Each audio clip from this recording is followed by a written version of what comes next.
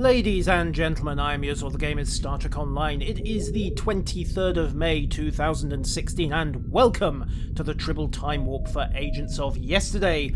Needless to say, as with all these Tribble Time Warp videos, this is going to involve a hefty degree of spoilers, so if you don't want to have anything revealed about the plot, missions or otherwise of Agents of Yesterday before it releases at some point, probably in the next few months, then I would strongly suggest that you stop watching this video and go watch something nice and spoiler-free. I will put a link to something suitable in the top right-hand corner of the video.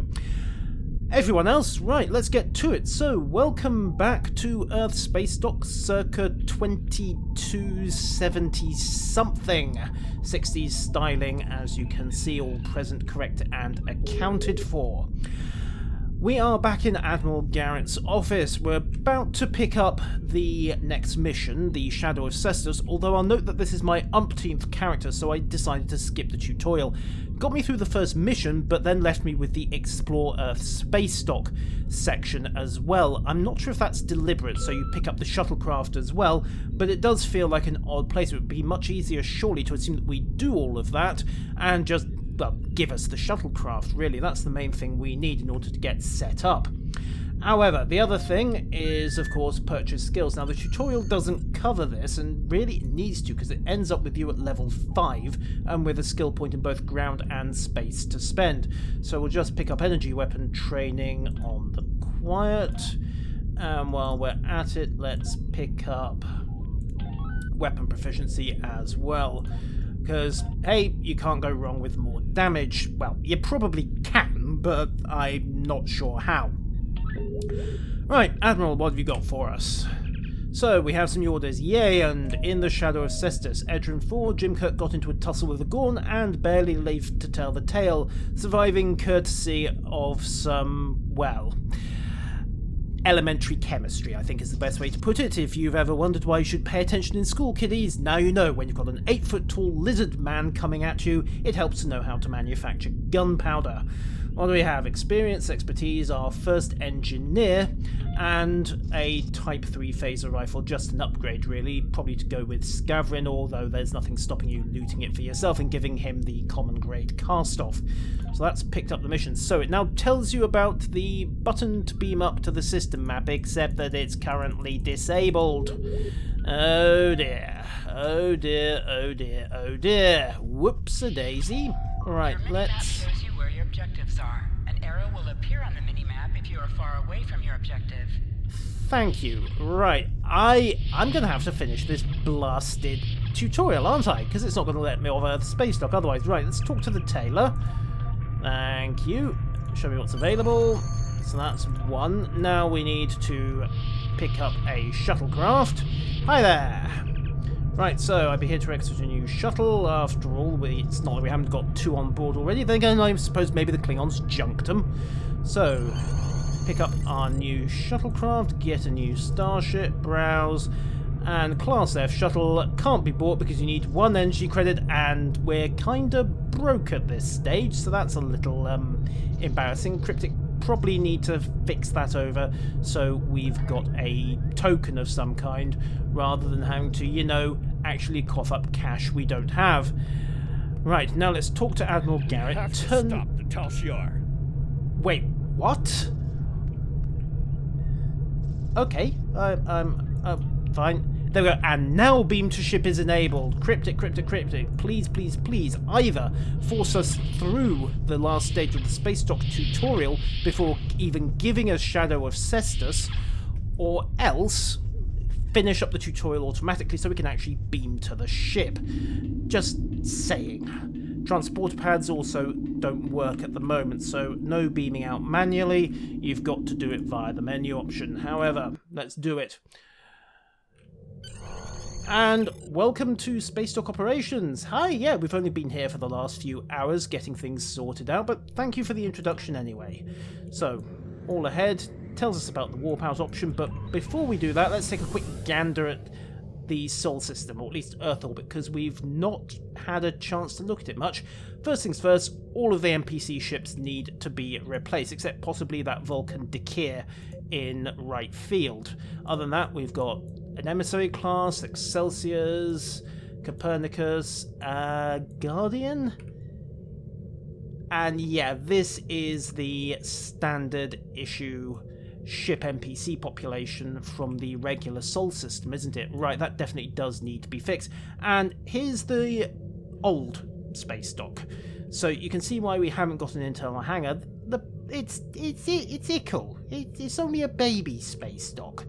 I mean, there's the shuttle bay that we've had to work with before. In fact, you can actually see the bar, which is a nice touch. There's no way you're going to be docking up here, is there? Okay, so nice touch. You can see how it's going to grow and expand, or possibly just be scrapped and completely rebuilt later on to give you a modern STO. I need better terms for this. Yeah, STO here is as good as any, I suppose. Space dock.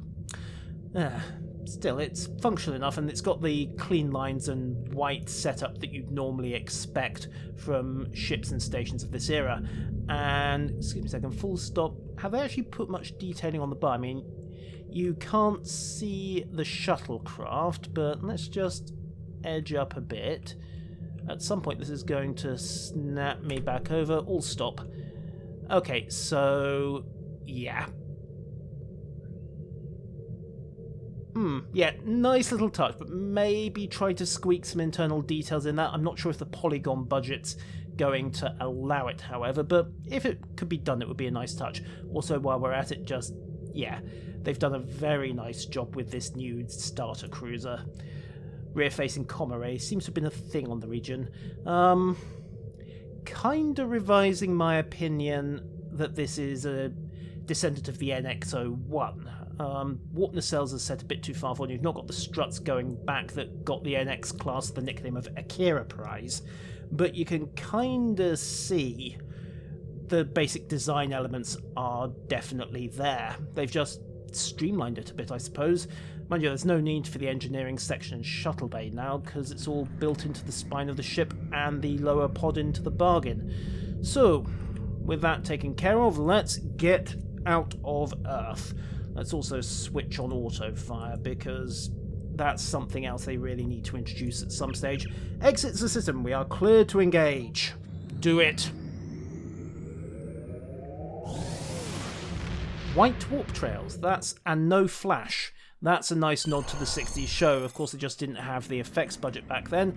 And since it's going to take an age to get anywhere at the terrific speed of Warp 5, yeah, we may as well just take a quick gander round. Sector space is a no combat zone because, hey, it's kind of, yeah. Also, we have some random chatter here about an ensign hunter who I can only assume was used to the much nicer, bigger and cushier Constitution classes, but we'll take a quick wander round. Worth noting, by the way, that we've got Tenebia, 39 Sierra and Sierra Outpost. We're going to swing over there, actually. A couple of things I want to show you that I've spotted. Wolf 359, of course, is not on the map. It's a backwater at the moment. You'll also note that we've got a much smaller map. At some point, I assume we will end up in the main STO map in the modern era. I need to sort out my terms for that really, really quickly. But we've only got a limited selection of systems. So Andoria, Vulcan, Edren, Sellers, and Japori. Klingon space is, of course, somewhere off down here, and Romulan space, well, big line marked neutral zone on this 60s style star map. Also note the 60s style paint blob backdrop for the stars. Certainly more colourful. I don't remember seeing glowing green stars, but I suppose if you had enough sodium in the mix, it's possible, although the energy levels would be completely wrong now that I take another half second to think about it. Oh, God, it's been years since I had to think about spectra. What kind of elements would you need to get a green star anyway? Generally, most things end up in the yellow through white bracket at those temperatures. Anyhow, kick up to Starbase 39 Sierra just for a second, because there's another little thing here that needs to be tweaked. We can't actually get into the system at the moment. However, what you can see, and what you can see much more easily once we get close, is that Starbase 39 Sierra itself is using the regular STO model rather than the old school space dock type. I have to note that at this point in the era, Starfleet would kill, probably literally, if Section 31 had anything to do with it, for a starbase that powerful. But there we go, let's move on, because the other thing I want to show you while we're around here is the response if you decide to go over the line into the neutral zone without permission to steal a cloaking device, seduce a captain, and run off with half her ship. And then if you go with the novels, there we go, Starfleet regulations forbid entry into the neutral zone, and they actually stop you well short of the line just so the Romulans don't get the wrong idea, which is a nice touch, and to do so is considered an act of war. Alright, so I can't have my fun, or my Romulan captain. Yeah, right, back onto topic. Let's just set a course for the Edren system, and go. Also, please note that, again, we don't have any cache at this point, so we're not transwarping at all. Mind you, since transwarp hasn't been invented yet, that could be an interesting fudge in the fiction to get round it. Just thinking.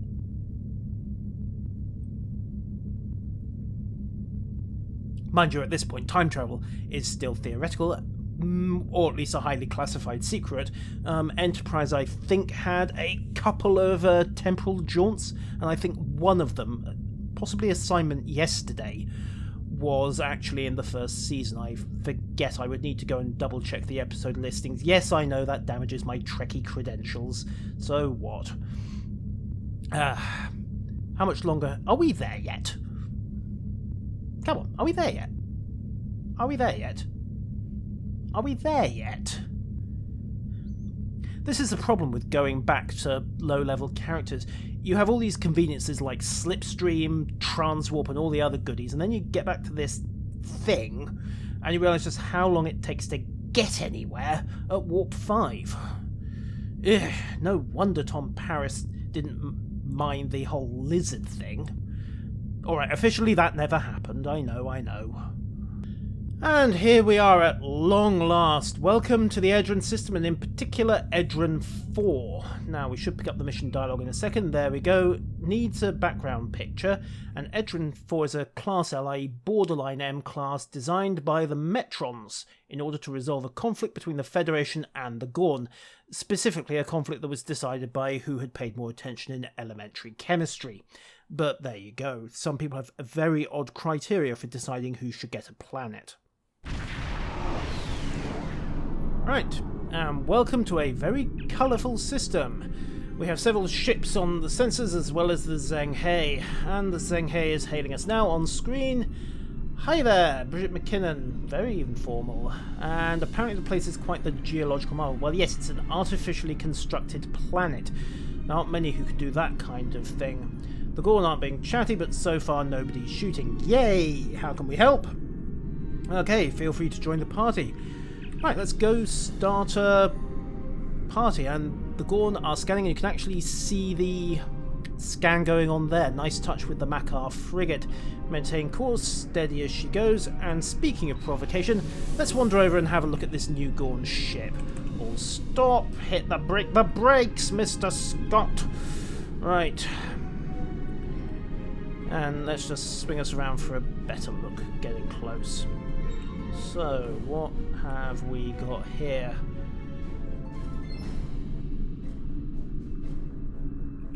Okay, so about the same size, if anything a little smaller than the utility cruisers.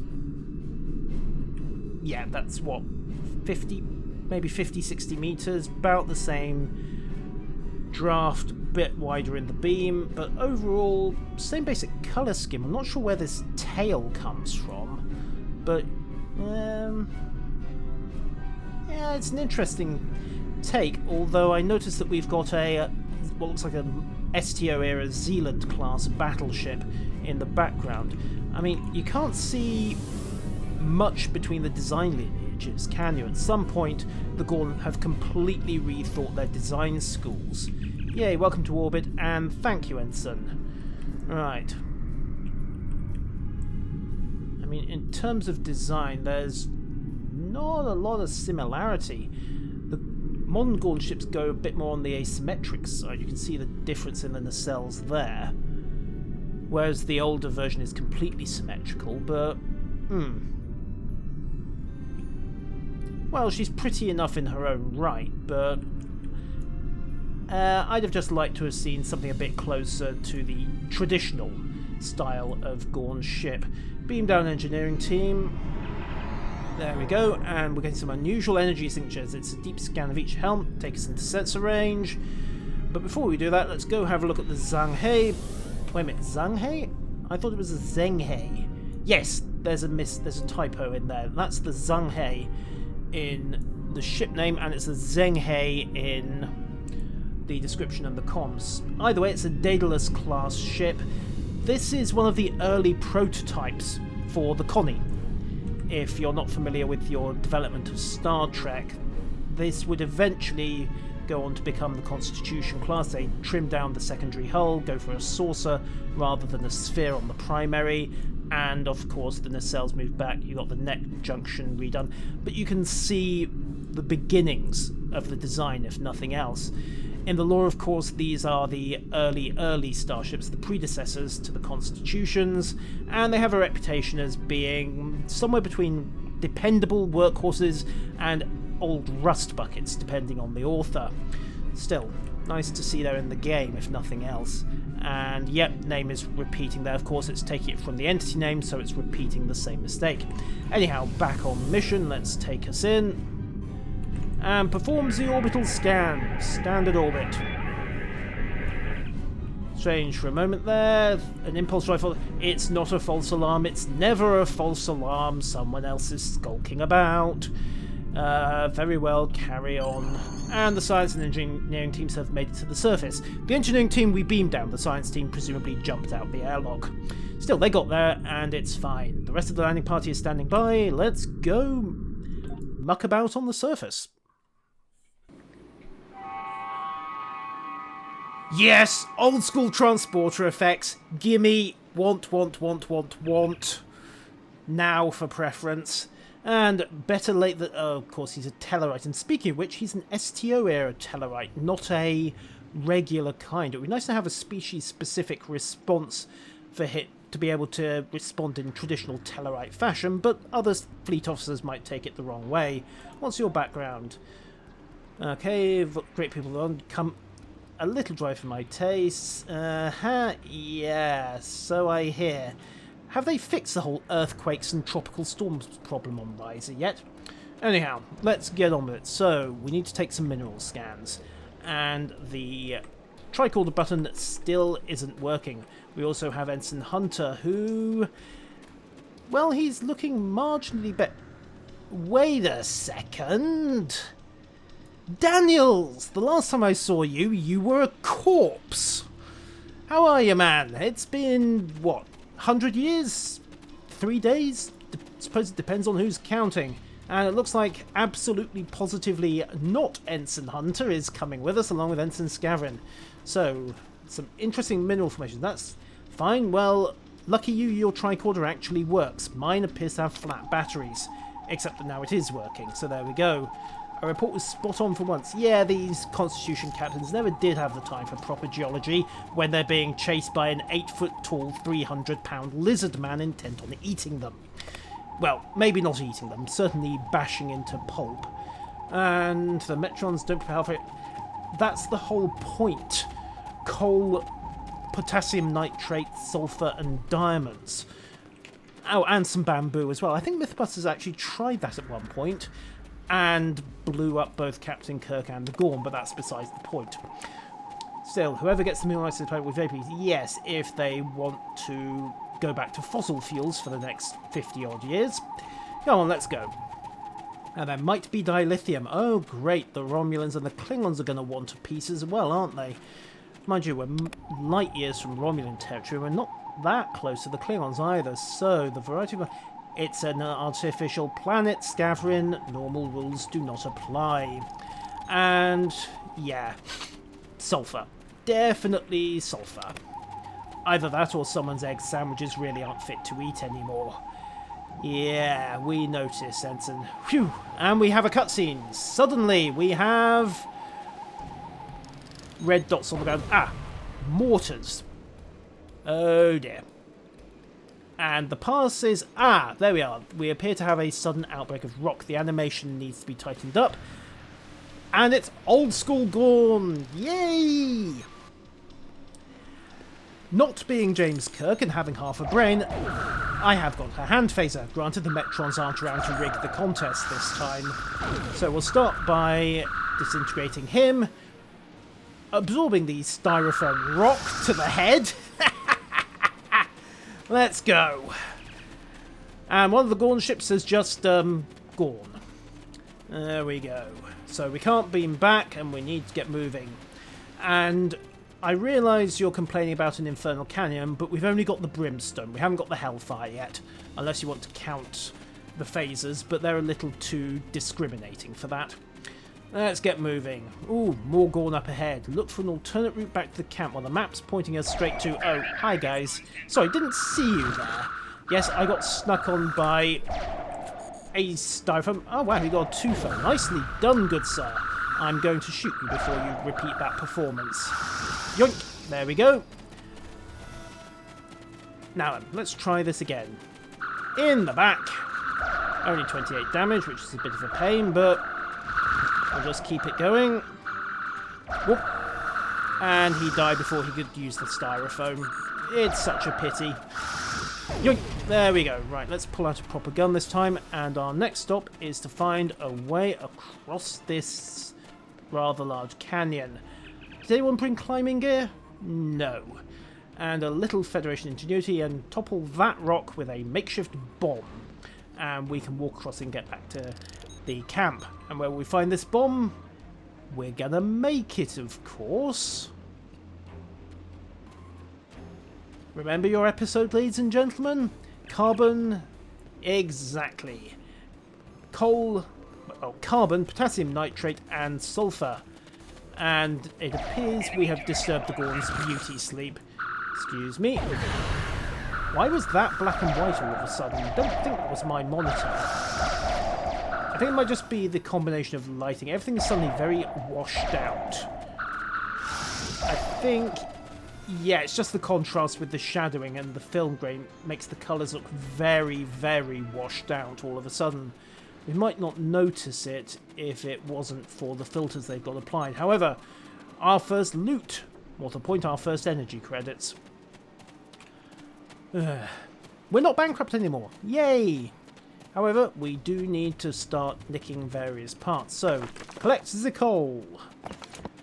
There we go. Next stop, shoot the Gorn. Yoink. That's more like it. There you go. And... woohoo! Right, time for a bit more amateur prospecting. We now need some sulfur. Yoink. Although I'm quite positive we could probably use then some Scavering's egg sandwiches if we needed to. Moving on, we have the Rangers, who are going to be Gorn very shortly. There we go.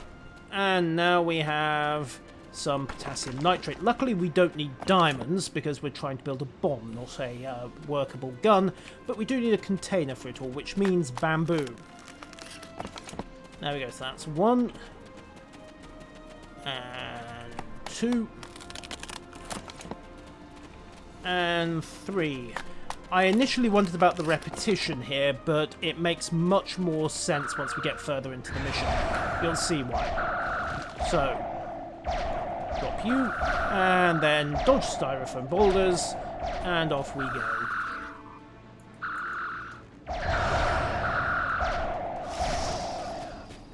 While we're on the topic, the music that's currently playing is, as far as I can tell, the regular STO music. It would be nice, especially for combat, to have the TOS theme from Amok Time, which I believe they've already got in the game, playing instead. Just, you know, for that whole retro feel, which does seem to be what they're aiming for with this expansion. Then again, maybe they just haven't gotten around to tweaking the files yet. So, get over to the base of the cliff. Right, speak with Scaverin. So, Ensign Hunter, who is absolutely positively Ensign Hunter and not Crewman Daniels, will construct the bombs. And that's the easy part. While they're doing that, we need to kill some more Gorn. Because, yay. So 1. Okay. There you go. I'm wondering if they've borrowed that animation from what Bill Shatner did during the episode when he was making his cannon, but there you go. However, just a thought. Meanwhile, we have another Gorn coming in. Only the one, and no styrofoam for you today, mate. Right, who's next? Ah, there we are. Yoink. Okay, down you go. Yes, that's nice. Meanwhile, the Gorn fall over. They do need to fix that animation gap. If he's halfway through throwing the boulder, he just instantly disappears. Move it on again. Right. Plant the bombs. And this is why you picked up 3 chunks of bamboo. They made 3 bombs. Logical, really. Place charge number 1. Poke, poke, prod, poke. Place charge number 2. Poke, poke, prod, prod. And charge number 3. Prod, prod, prod, poke, prod, poke. And yes, that is an entirely sensible idea. How safe is safe, and more to the point, run the blazes away, and we may perhaps need to make this marker a bit more obvious, although there's really nowhere else to go. There we go, the bombs are planted. All that remains is to, well, it's the 60s, we all packed cigarette lighters back then. Crunch animation does need to be tidied up a bit there, but doesn't matter, the rock is toppled, let's go. I think we may have just accidentally wrecked a key piece of geological heritage, but details. Let's face it, it's not like anyone in universe would care. Come on, round here, up we go. How are the rest of you guys handling this? Well, Hunter and Scavrin have apparently got personal transporters. Fair enough, the pathfinding up this is going to be a bit of a pig, even for regular characters, and in fact it's a pig for the bridge officers as well. At least they're not getting stuck, which is what often happens in Foundry maps where the pathfinding has to just give up. Looks like some You don't say, sorry, Hunter. Okay. Aha, there we are. And we've got some Gorn as well. Let's go and say hello. And there we are, aim up and in the back. Yoink. Luckily they didn't simply shoot the hostages instead, which gives us all the time in the world to do a header with a styrofoam boulder. Twice, in fact.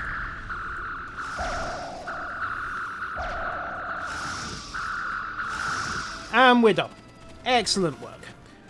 Loot the place dry. Bajoran carver juice, an expensive and rare import. Interesting, those guys transported out. You heard the buzz of the transporter. Interestingly, join your people on the shuttle and head back to the Zheng He. So, yeah. That needs to be tidied up. We need them either boarding the shuttle or transporting out in the dialogue old to match. And things have tidied up in space. Wrong uniform, mate. Again, that needs to be patched up. So let's just get us out of here. We can worry about your taste in clothes later. And the Gorn have legged it. Zheng He is in rough shape. So they're in remarkably pristine condition on the bridge. Perhaps we can get a damage background up here? Anyhow, what's your status? They're making repairs, but the engines are busted. Maybe we can get them up and running faster. Or maybe it's going to turn into a complete cluster. Who knows? Cut from impulse, and the Gorn are back. Yay! So we have firewall weapons on the spacebar. Still not telling us about the auto-fire command, which is something they really ought to put in this stage. And the Gorn are using disruptors. Which makes sense, I suppose. Oh, old-style torpedo impact sounds. Nice touch. Also, old-school torpedo sprites as well. Yes, they fixed it since the last patch. Huzzah! Boomski, right, high yield. Come on, we should collapse his forward shield. There we go. 2 direct hits and... oh, new school torpedo mines. But that's kind of a minor thing. I don't think we ever actually saw mines up close in the show. But again, if we could come up with a new animation for those, just thinking. Oh, you've got an off torpedo tube, have you? Well, 2 can play at that game. And the Gorn have legged it. Right, so answer the next hail from the Zheng He. When the red alert wears off. Okay, you're welcome. How are the repairs coming? Warp drive's still disabled. We have some supplies we can beam over. Transporter, old school noise needed there, and some stranger. It's never nothing. Come on, cloaking device or knuckle ship blundering about. Stay safe, Captain. Because leaving you in the middle of a battlefield with your warp drive disabled is an entirely sensible thing to do. Right, let's go take a look at this debris.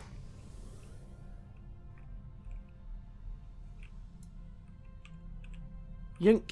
And all stop. Wow, someone made a mess here. Investigate the debris. Can we get a sense of animation? Captain, the crew. Also, Scavron needs his background.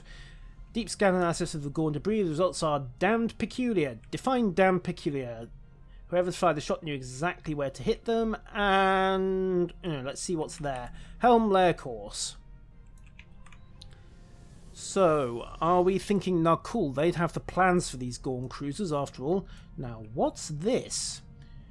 I suppose it could be Eddie in the space-time continuum, but I thought I told Ensign Edward Olmos to stop doing that kind of thing. Scans the anomaly. Weapons-grade plasma. It's the Romulans. Okay, I may have to take you up on that dare. And the Gorn are coming back. Weapons hot. Red alert. Shoot to disable. And let's take a closer look at this Gorn cruiser as well. You can see they've gone for similar basic designs of frigate, but just a bit heavier. And a bit bigger. And it's got mines. Owie. Right, okay. Enough sightseeing. Give him both barrels with the phasers. Try to collapse his aft shield. There we are. Come round on the torpedoes. High yield up, and you know how this goes. 2 up the impulse. Well, 1 up the impulse manifold and 1 missed. Tarsi, could your modifications please include accuracy next time? Again, something else they need to add here. Auto-fire and power levels. The tutorials haven't officially covered those, and it would be a pain to get through this fight on 50 weapons power. However, Gorn are disabled, so let's see if we can sort this out before it's all gone straight to hell. Now, red alert was off. Can we get the old school red alert indicator up here as well? We thought we could share the space. Yes. We have data that proves the Romulans attacked. Also, is that my auxiliary control room you're broadcasting from? Alright, do you think we're sending over the data? Most convenient, but I'm unconvinced. And apparently Ensign Scavron is the man who invented charged particle burst. Hey, it might work, you never know. Reveal the Romulans. Initiate pulse, which apparently requires us to go to warp. Okay, what? Fine. So we did a micro warp jump, and then we warp jumped again. This really needs some work, and there we are. That's forced the Romulans out of hiding. They're in Mogai class warbirds. We're a little awkward here, and oi, that's my engineering deck you've stolen. Get back here. We'll see about that. Aha!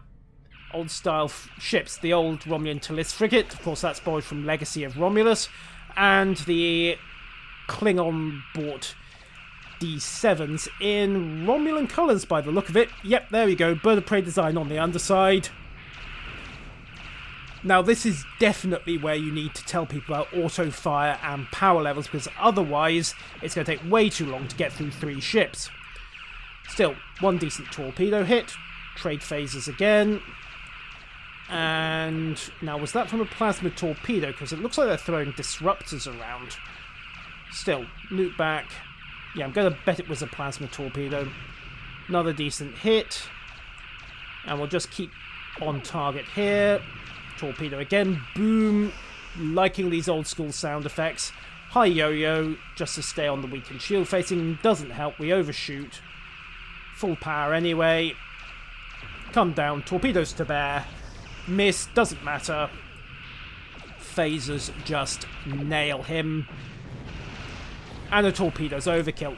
Evasive maneuvers, get away from the blast. There we go. Interesting that the Talis is not using its Mega Plasma torpedo here. That would be a nice callback to the series. Maybe they're holding it in reserve for later, I'm not sure. However, Alt 1, load up the high-yield torpedo, and 2 in the back makes sure he's dead, and that didn't rhyme, did it? Oh well. Right, so 1 Ken-class cruiser left, and he's got one last duty to perform. And I have no intention of giving him the time to perform it. Trade broadsides for a bit, and then haul off because he's about to blow. And boomski. There endeth the Romulans. And we even got clear of the blast. Hooray! Right, so the hegemony will remember the Romulan treachery today and your assistance in exposing it. That sounded just a little bit grudging, didn't it? And perhaps one day we will explore together. But not for several hundred years yet. So there was another player on the field, and the Zheng-He is quite happy that we kind of saved their backsides. So, I think the Romulans will take a pass, and with good reason. Take us out, Helm, Warp 3, and get yourself a proper uniform, man. There we go, in the shadow of Cestus. Also our introduction to the remote turn-in via the com icon, which is not quite correct. I think that's the Romulan version there, but doesn't really matter. Sounds like things got a little rough on Edren IV. You have no idea. We were almost gone and done for. Still, we get Scaverin, we get a Type 3 phaser rifle as an upgrade, and we are good. So our next mission will be Painful Omens, but that can wait until next time. Ladies and gentlemen, I've been Yuzzel, that has been the Tribble Timewarp, and once again, game, cryptic, tell us about the purchase skills option, because frankly, it kinda matters. I'll have some extra hull capacity, though. Won't say no to that at all. Until next time, ladies and gentlemen, farewell.